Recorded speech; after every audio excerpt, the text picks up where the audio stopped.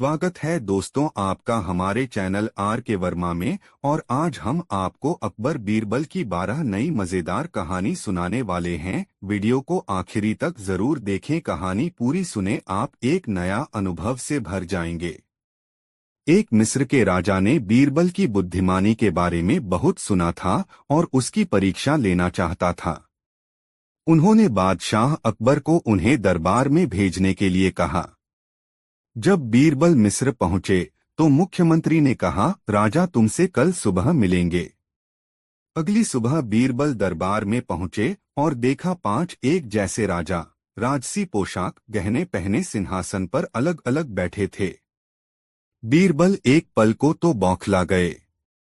उन्होंने कुछ देर तक सबको ध्यान से देखा और फिर एक राजा के सामने जाकर बोले, बादशाह आपकी उम्र लंबी हो, तुमने कैसे जाना कि मैं असली राजा हूं? बीरबल बोला, जहांपनाह बाकी सभी आपको देख रहे थे और आपकी नकल करने की कोशिश कर रहे थे, जबकि आप शांत और बेफिक्र होकर बैठे थे। तब मैंने अंदाजा लगाया कि आप ही असली राजा हैं। राजा ने बीरबल की प्रशंसा की और उसे उपहार दिए। शिक्षा, किसी की नकल कर वैसा बनना या कुछ बनाने की कोशिश करना असली वस्तु या व्यक्ति जितने स्तर तक नहीं पहुंच सकता। दोस्तों, वीडियो कोई प्यारा सा लाइक जरूर कर दे। दो बादशाह अकबर ने एक बार बीरबल से पूछा, बीरबल तुम कहते हो ईश्वर सब जगह है? बीरबल बोले, हाँ बादशाह, ईश्वर हर जगह है, इसमें कोई शक नहीं है। अकबर ने अपनी एक हीरे की अंगूठी निकाली और बीरबल से पूछा, क्या इस अंगूठी में भी तुम्हारा भगवान है? बीरबल ने जवाब दिया, हाँ बादशाह, वह इस अंगूठी में भी अवश्य है। बादशाह बोले, तुम मुझे इसमें दिखाओ। बीरबल के पास कोई जवाब नहीं था। उसने कुछ समय मांगा। बादशाह ने उसे 6 महीने का समय दिया। बीरबल घर पहुंचा। वह परेशान था। वह जानता था कि इस समस्या का कोई न कोई हल तो है, लेकिन वह जानता नहीं था। वह बिना उत्तर ढूंढे बादशाह का सामना नहीं करना चाहता था। वह कमजोर हो गया। इस घटना के कुछ समय बाद एक छोटा भिखारी लड़का उसके घर पर भिक्षा के लिए आया। उसने बीरबल से पूछा, आपको क्या परेशानी है? आप इतने उदास और परेशान क्यों हैं? आप एक बुद्धिमान व्यक्ति हैं। ऐसे व्यक्ति के उदास होने का कोई कारण नहीं हो सकता है। खुशी और प्रसन्नता बुद्धिमान व्यक्ति की विशेषताएं हैं। सच, बीरबल बोले। मेरा दिल यह सुनकर खुश हुआ, लेकिन बुद्धिमानी को शब्दों में नहीं बांधा जा सकता। बीरबल ने फिर उसके और बादशाह के बीच हुई पूरी बात बताई। क्या आप इस बात के लिए परेशान हो रहे हैं? मैं तुम्हें इस बात का जवाब एक पल में दे सकता हूं, लेकिन क्या आप मेरी बादशाह से व्यक्तिगत रूप से बात करवा सकते हैं? बीरबल राजी हो गए और उस लड़के को शाही दरबार में ले जाकर बादशाह को बोले, जहांपना, आपके प्रश्न का उत्तर ये छोटा बालक भी दे सकता है। अकबर ने उस लड़के के साहस की प्रशंसा की और उत्तर सुनने को व्याकुल हुए। उसने लड़के से पूछा, अगर ईश्वर सब जगह है तो बेटा, क्या तुम मुझे इस अंगूठी में भगवान दिखा सकते हो? जहांपना, लड़के ने उत्तर दिया, मैं आपको एक पल में उत्तर दे सकता हूं, लेकिन मुझे प्यास लगी है। मैं आपके प्रश्न का उत्तर एक गिलास लस्सी पीने के बाद दूंगा। बादशाह ने लस्सी लाने को कहा। लड़के ने लस्सी पीनी शुरू की और बोला, बादशाह, मैं मक्खन वाली लस्सी पीता हूं। आपका सेवक जो लस्सी लेकर आया है वो मुझे पसंद नहीं आई और इसमें से मक्खन नहीं निकल रहा है। बादशाह बोले, यह लस्सी बहुत उम्दा है। याद रखो छोटे बालक, तुम बादशाह की व्यक्तिगत देरी से लाई गई लस्सी पी रहे हो। लड़का बोला, बहुत अच्छा। अगर जहांपनाह को विश्वास है कि इस लस्सी में मक्खन है तो मुझे मक्खन दिखा दें। बादशाह जोर से हंसे और बोले, मैं बताता हूँ। तुम इतना भी नहीं जानते कि लस्सी से मक्खन उसे बिलोने के बाद ही निकाला जा सकता है, और तुम यहाँ पर मुझे भगवान को दिखाने आए हो। मैं कोई मूर्ख नहीं हूँ बादशाह, लड़के ने तुरंत जवाब दिया। मैं तो आपको आपके प्रश्न का ही उत्तर दे रहा हूँ। बादशाह उलझन में पड़ गए। लड़का उनसे बोला, जहां पनाह, इसी तरह ईश्वर सब वस्तुओं के अंदर हैं। वह हर चीज पदार्थ के अंदर हैं, उन्हें हम अपनी इन आंखों से नहीं देख सकते। उन्हें देखने के लिए हमें अपने मन की आंखों को जगाना जरूरी है। हम ईश्वर को महसूस कर सकते हैं और उन्हें अपनी बुद्धिमानी की आंखों से देख सकते हैं, लेकिन उससे पहले हमें अपने शरीर के पंच तत्वों और वस्तुओं को बिलोकर अलग करना पड़ता है, दही की तरह। उस लड़के ने अकबर के प्रश्न का उत्तर दिया और बादशाह उससे बहुत प्रभावित हुए। वह और भी जानना चाहते थे और लड़के से पूछा, बच्चे, अब तुम मुझे बताओ, तुम्हारा भगवान हमेशा क्या करता रहता है? बालक भिक्षुक बोला, जहां पनाह, यह ईश्वर ही है जो हमारी संवेदनाओं को शक्ति देता है, हमारे दिमाग को समझ देता है, हमारे शरीर को ताकत देता है, और यह उन्हीं की शक्ति है जिससे हम जीते और मरते हैं। मनुष्य सोचता है कि वही कलाकार है और अपनी कलाओं का आनंद लेता है, लेकिन मनुष्य तो उस शक्ति के हाथों की कठपुतली है। उसकी सोच से ही सल्तनत ऊपर उठती है और गिर जाती है, करोड़पति गरीब बन जाता है और गरीब करोड़पति। उसे महसूस करने के लिए हमें अपने आप को उसे समर्पित करना पड़ता है।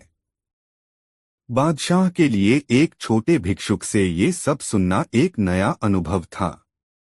अकबर अपने विचारों में लचीलापन रखते थे और इस छोटे हिंदू भिक्षुक की बातें सुनकर ही शायद वह धार्मिक व प्रशासनिक बातों पर विचार विमर्श के लिए मुस्लिम फकीरों और मौलवियों के साथ हिंदू विद्वानों को भी आमंत्रित करने लगे। शिक्षा अवांछनीय स्थिति में चतुराई से पेश आना चाहिए। यदि हमें किसी समस्या का हल न मिले तो इसका अर्थ यह नहीं कि उस समस्या का कोई हल नहीं है। ऐसे में अपने अधीन और साथ काम करने वालों के साथ मिलकर समस्या का हल खोजा जा सकता है। 3 बीरबल की योग्यता की परीक्षा के लिए बादशाह अकबर प्रायः उनसे प्रश्न पूछा करते थे। कभी कभी तो अजीब तरह की हरकतें भी कर बैठते थे। बीरबल भी उनकी इस आदत से भली भांति परिचित थे, अतः वे भी हर समय उनके प्रश्नों के उत्तर देने या उल्टी पुल्टी हरकतों का समाधान करने को तत्पर रहते थे। एक बार बादशाह अकबर ने एक बकरी देते हुए बीरबल से कहा, बीरबल, हम तुम्हें यह बकरी दे रहे हैं, इसका वजन तुलवा लो। यह वजन न तो घटना चाहिए और न ही बढ़ना चाहिए जबकि इसे खुराक पूरी दी जाए। बीरबल सोच में डूब गए। कुछ देर सोचने के बाद उन्होंने बकरी को स्वीकार कर लिया। बकरी को पूरा खाना दिया जाता था। उसकी सारी सुविधा का हर प्रकार से ध्यान रखा जाता था। इस प्रकार दिन गुजरते जा रहे थे। 1 महीने बाद बादशाह ने बीरबल से पूछा, बकरी ठीक है न? जी हाँ। वजन? जी उतना ही है। बढ़ा तो नहीं? जी नहीं। भूखी रही होगी इसलिए वजन घटा जरूर होगा? जी नहीं, पूरा खाना मिला है। वैसी ही स्वस्थ है। वजन भी उतना ही है। बीरबल ने बकरी मंगवाई। बकरी का वजन किया गया। उसका वजन वही था जो 1 महीने पहले था। बादशाह को बड़ा अचंभा हुआ। उन्होंने यह पता लगा लिया था कि बकरी को पूरी खुराक दी जा रही थी। उन्होंने बीरबल से कहा, यह क्या राज है कि बकरी का वजन न घटा न बढ़ा? बीरबल बोला, कोई राज नहीं जहां पना। सारे दिन बकरी को खिलाता था। रात को 1 घंटे के लिए शेर के सामने खड़ा कर देता था। वह भय से कांपती थी और पनप ही नहीं पाती थी। बीरबल का जवाब सुनकर बादशाह अकबर और अन्य दरबारी मुस्कुराए बगैर नहीं रह सके। शिक्षा लगभग सभी समस्याओं का हल होता है। अगर आप स्वयं हल नहीं ढूंढ पाते तो ऐसे व्यक्ति की मदद लें जो ऐसा कर सकता है, और यदि आप बीरबल की तरह अच्छे हैं तो अपनी योग्यताओं को पहचानकर उनका उपयोग करें। इससे आपकी सेवाओं की जरूरत बढ़ेगी और इसके साथ समृद्धि भी बढ़ेगी। दोस्तों, कहानी कैसी लगी कमेंट में जरूर बताएं और एक प्यारा सा लाइक जरूर कर दें इस वीडियो को। एक आदमी तोते पकड़कर उन्हें पढ़ाने सिखाने के बाद किसी बड़े आदमी को भेंट करके इनाम पाने का धंधा करता था। एक दिन उसे एक बड़ा सुंदर तोता मिला। उसने तोते को पढ़ाया और उसे इंसानी बोली सिखाई। उस आदमी ने वह तोता बादशाह अकबर को भेंट करके बड़ा अच्छा इनाम पाया। बादशाह ने तोते की देखरेख के लिए एक आदमी रख लिया। उसे आज्ञा दी कि यदि तोता मर गया तो तुम्हें सूली पर चढ़ा दिया जाएगा। जो तोता मरने की खबर देगा उसे भी यही दंड मिलेगा। वह आदमी तोते की खूब सेवा करता था, रखवाली करता था। परंतु ईश्वर को मर्जी ऐसी हुई कि अचानक वह तोता मर गया। तोते का रखवाला घबरा गया। वह भागा हुआ बीरबल के पास पहुंचा और सारी बात बताते हुए कहा, अब मेरी जान नहीं बच सकेंगी सरकार, मुझे आप ही बचा सकते हैं। मैं जाकर तोते की मौत की खबर बादशाह का दूंगा, तब भी प्राणदंड, और बादशाह स्वयं पता लगाते हैं तब भी प्राणदंड। अब मैं क्या करूं? तुम निश्चित रहो, कुछ नहीं होगा, मैं बात संभाल लूंगा, बीरबल ने उसे सांत्वना दी। बीरबल बादशाह पास आकर बोले, हुजूर आपका तोता था, और उन्होंने वाक्य अधूरा छोड़ दिया। क्या हुआ तोते को? मैं नहीं कह सकता। इतना कह सकता हूं कि आपका तोता आज न खाता है, न पीता है, न मुंह खोलता है, न बात करता है, न चलता न हिलता है, उठता भी नहीं है, फुदकता भी नहीं। क्या हुआ उसे चलकर देखते हैं। बादशाह ने आकर मरे हुए तोते को देखा और बोले, वहीं पर नहीं बता सकते थे कि तोता मर गया? ऐसा कैसे बताता? प्राणदंड मिलता, क्योंकि आपने कह रखा था कि मरने की खबर देने वाले का भी प्राणदंड मिलेगा। बीरबल बोल, और इसीलिए वह रखवाला गायब है। बादशाह हंस, जबकि वह बकसूर है हुजूर, ताता अपनी मौत मरा है। बादशाह ने रखवाले को माफ कर दिया। बीरबल की चतुराई से वह बच गया। 5 रबल एक ब्राह्मण थे और बहुत बुद्धिमान थे, तो बादशाह अकबर ने भी ब्राह्मण बनने की सोची। बीरबल ने काफी समझाने की कोशिश की कि एक अच्छा आदमी होना काफी है, लेकिन अकबर नहीं माने और एक संस्कार कार्य की मांग की। बीरबल बादशाह को यह कहकर एक नदी किनारे ले गए कि वहां पर एक व्यक्ति मुगल बादशाह को हिंदू ब्राह्मण बना सकता है। वह व्यक्ति वहां पर एक गधे को रगड़ रहा था। उस आदमी ने बताया, मैं अपने गधे को घोड़े में बदल रहा हूं। एक साधु ने मुझे बताया कि यदि मैं नदी किनारे खड़े होकर अपने गधे को रगड़ूंगा तो वह घोड़ा बन जाएगा। अकबर उस पर जोर से हंसे। यह कभी नहीं हो सकता, यह कैसे हो सकता है? जब बीरबल हंसे तो अकबर को उनकी चाल समझ आ गई। शिक्षा, न बदलने वाली वस्तु को बदलने की कोशिश नहीं करनी चाहिए। जो बदल सकता है उसे श्रेष्ठ बनाने की कोशिश करें और अंतर करना सीखें। आपकी बुद्धि व समझ या तो प्राकृतिक हो सकती है या फिर आप उसे सीखकर प्राप्त कर सकते हैं। इसका रंग, जाति, धर्म से कोई संबंध नहीं है।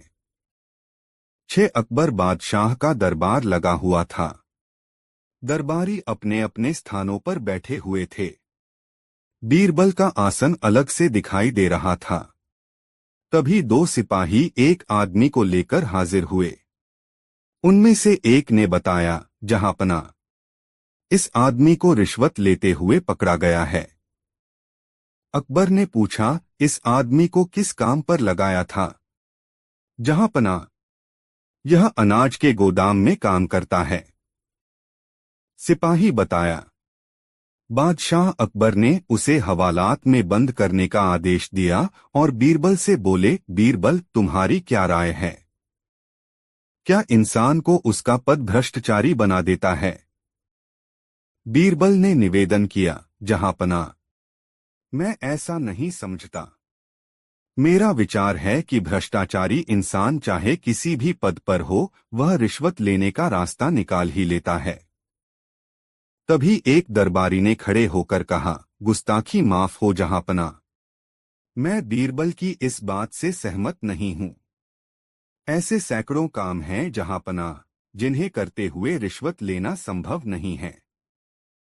बीरबल ने उस दरबारी से पूछा, पर एक आध नाम तो बताइए, वह कौन सा काम है? दरबारी बोला, जैसे जहांपनाह जिसे गिरफ्तार किया गया है, उसे यमुना के किनारे बैठकर लहरें गिनने का काम सौंप दीजिए। मेरा दावा है, इस काम को करते हुए वह एक दमड़ी की भी रिश्वत नहीं ले सकेगा। इस पर बीरबल ने कहा, जहांपना, कोई भ्रष्ट कर्मचारी सुधर जाए तो अच्छा ही है, किंतु मुझे नहीं लगता यह तरकीब कुछ काम करेगी। दरबारी ने जोर देते हुए कहा, जरूर काम करेगी, आजमाकर तो देखिए।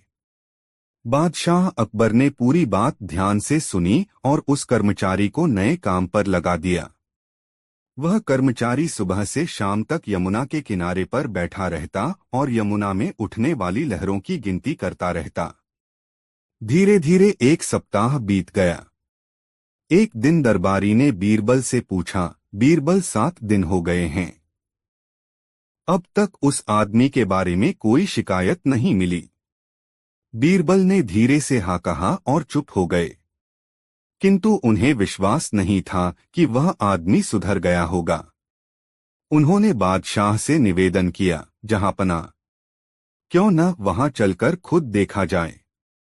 अकबर ने कहा, हाँ बीरबल, कल सुबह हम वहां खुद जाएंगे। दूसरे दिन बीरबल और बादशाह अकबर ने व्यापारी का वेश बनाया। उन्होंने एक नाव ली और यमुना के किनारे पर चल दिए। वह कर्मचारी यमुना के किनारे बैठकर अपने रजिस्टर में कुछ लिख रहा था। तभी बीरबल की नाव किनारे के पास पहुंची। कर्मचारी वहीं से चिल्लाया, ऐ तुम लोग क्या कर रहे हो? व्यापारी बने हुए बीरबल ने कहा, भैया, हम अपनी नाव चला रहे हैं, आपको कोई परेशानी हुई क्या? वह आदमी वहीं से चिल्लाया, क्या तुम्हें पता नहीं है कि बादशाह सलामत ने मुझे यमुना की लहरों का हिसाब रखने के लिए नियुक्त किया है? तुमने मेरा सारा हिसाब गड़बड़ कर दिया, तुम्हें इसकी सजा मिलेगी। बीरबल बोले, सचमुच हमसे भूल हो गई है, हम माफी मांगते हैं।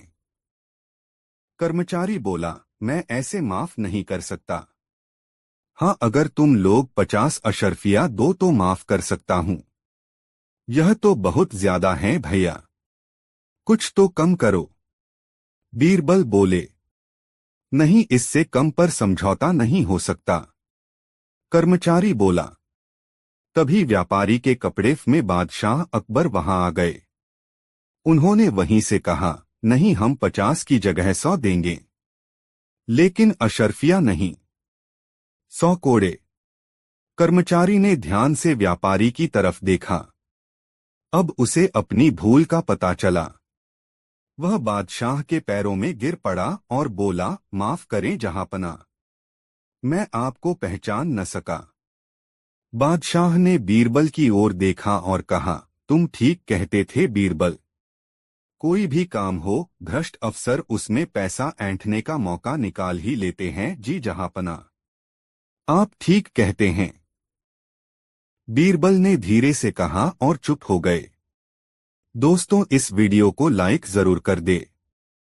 साथ एक दिन बादशाह अकबर ने सोचा, हम रोज रोज न्याय करते हैं, इसके लिए हमें सही गलत का पता लगाना पड़ता है, लेकिन सही और गलत के बीच आखिर अंतर कितना होता है?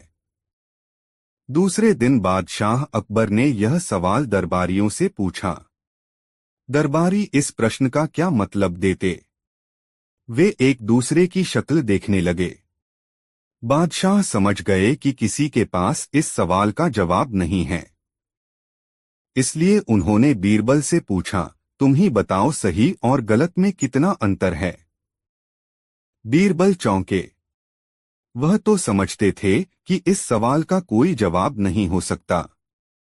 इसलिए बीरबल का जवाब सुनकर बड़ा आश्चर्य हुआ। उन्होंने कहा, बीरबल, समझाकर बताओ। जहांपना, आंख और कान के बीच 4 अंगुल का अंतर है। यही सही गलत के बीच की दूरी है। आप जिसे अपनी आंखों से देखते हैं वह सही है। जिसे अपने कानों से सुनते हैं वह गलत भी हो सकता है। इसलिए सही और गलत के बीच 4 अंगुल का अंतर माना जाएगा। यह सुनकर बादशाह अकबर बोले, वाह बीरबल वाह, तुम्हारी बुद्धि और चतुराई का जवाब नहीं।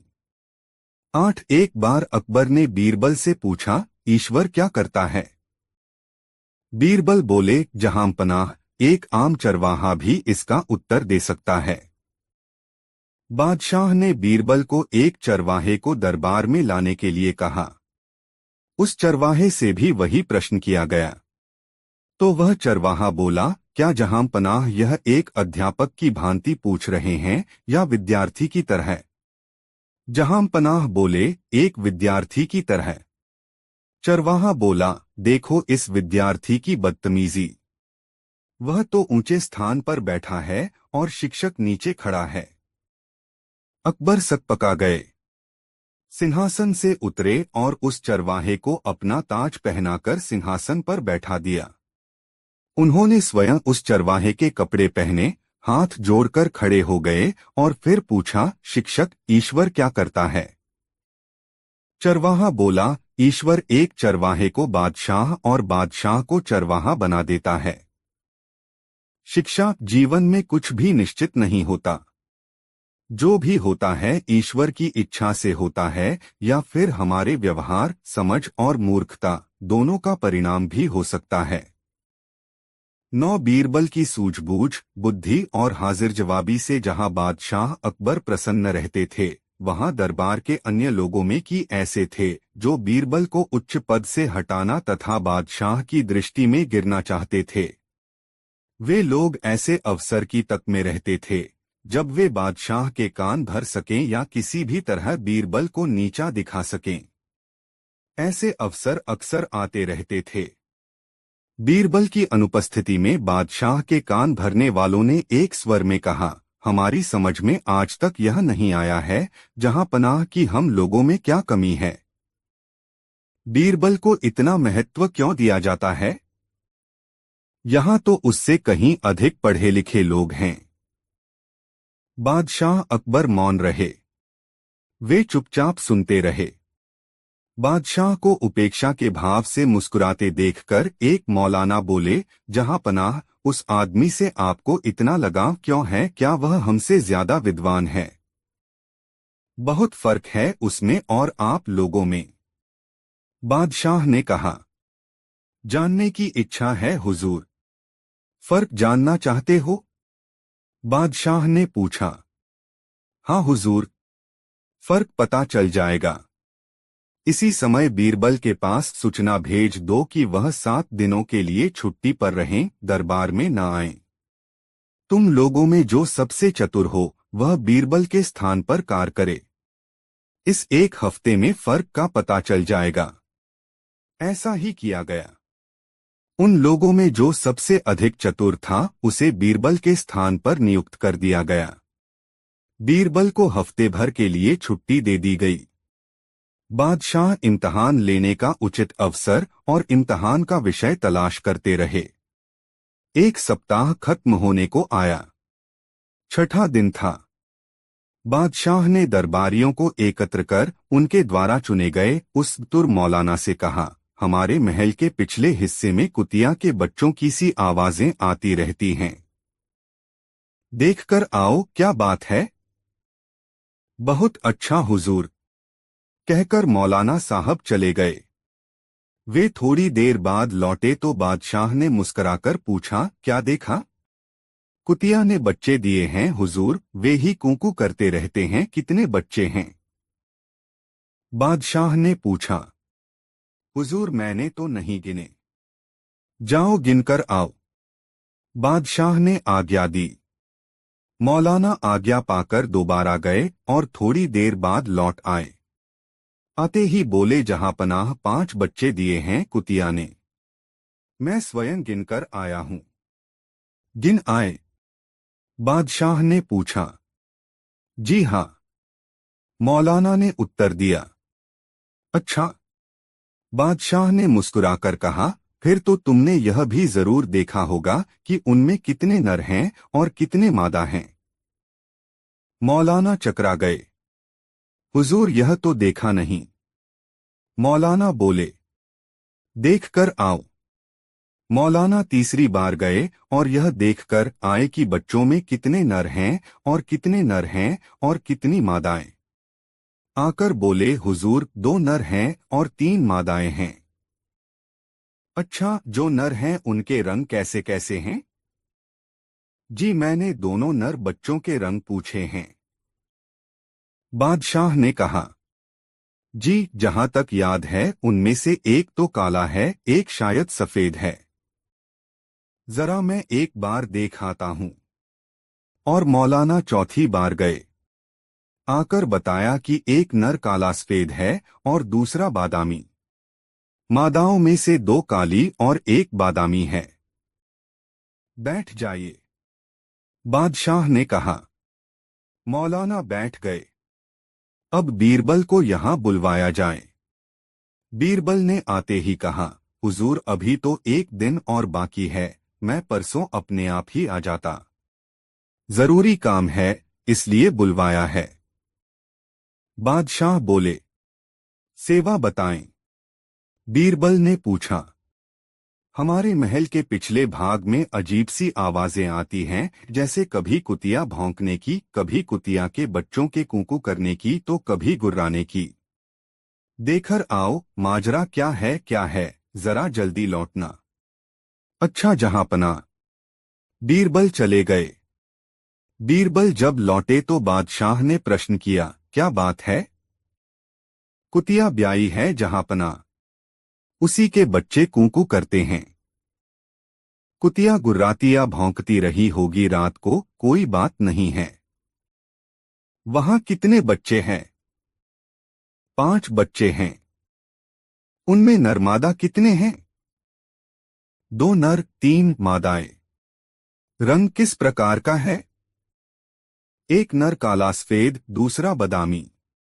मादाएं 2 काली और एक बादामी है। बीरबल का उत्तर सुनकर बादशाह प्रसन्न हो गए। उन्हें इस बात पर गर्व था कि एक बुद्धिमान व्यक्ति उनके साथ रहता है। अपनी प्रसन्नता दबाए हुए वे बोले, तुम लोग समझ गए होगे कि तुम में और बीरबल में क्या फर्क है। क्यों मौलाना? जी। मौलाना का सिर शर्म से झुक गया। जिस काम को वह 4 बार में कर सका था और 2-2.5 घंटा लगाए थे, उसे बीरबल ने एक ही बार में केवल आधा घंटे में कर दिया था। वह समझ गया कि उनमें और बीरबल में फर्क है। बीरबल ने जो मान पाया है, वह अपनी योग्यता के बल पर पाया है। दोस्तों यह कहानी कैसी लगी कमेंट में जरूर बताएं और वीडियो को लाइक जरूर कर दें और हमारे चैनल को सब्सक्राइब भी कर ले ऐसी और नई मजेदार कहानी सुनाने के लिए। 10 बादशाह अकबर ने एक बार देखा कि एक आदिवासी औरत ने जंगल बार बीच बीच एक बच्चे को जन्म दिया, वो भी बिना किसी मदद के, और फिर लकड़ी सिर पर रखकर घर को चली गई। इस बात से प्रभावित होकर उन्होंने आदेश दिया कि हरम में स्त्रियों को बच्चे पैदा करने के लिए कोई चिकित्सीय सहायता नहीं दी जाएगी। यह सुनकर शाही औरतें बीरबल के पास गईं। 2 सप्ताह बाद अकबर बाग में टहल रहे थे तो उन्होंने देखा कि उनके गुलाब के पौधे सूख गए हैं। उन्होंने माली को बुलवाया और उस पर चिल्लाने लगे। बीरबल बीच में आकर बोले, जंगल में पेड़ अपने आप फलते फूलते हैं, वहां पर उनकी देखरेख के लिए कोई नहीं होता। तो इन गुलाबों का ध्यान क्यों रखा जाए। अकबर समझ गए और अपना आदेश वापस ले लिया। शिक्षा किसी की प्रतिभा को निखारने के लिए उचित वातावरण का मिलना जरूरी है। किसी एक की दवा हम दूसरे पर प्रयोग नहीं कर सकते हैं। 11 दरबार का नाई बीरबल से बहुत चिढ़ता था तथा रोजाना उसके खिलाफ षड्यंत्र रचता रहता था। एक दिन उसके दिमाग में एक विचार आया और जब अकबर उसको हजामत करने के लिए बुलवाया तो वह बोला, जहांपनाह, आप जानते हैं, कल रात मैंने स्वप्न में आपके पिताजी को देखा।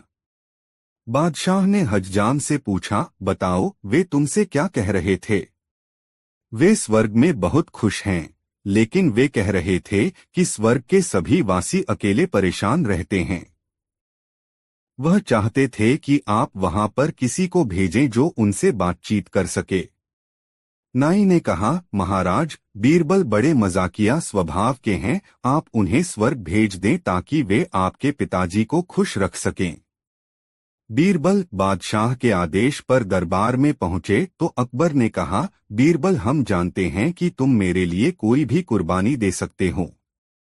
बीरबल ने कहा, जी जहांपनाह, तो हम चाहते हैं कि तुम स्वर्ग में जाकर मेरे पिताजी का साथ दो, क्योंकि वहां पर उनसे बातचीत करने वाला कोई नहीं है।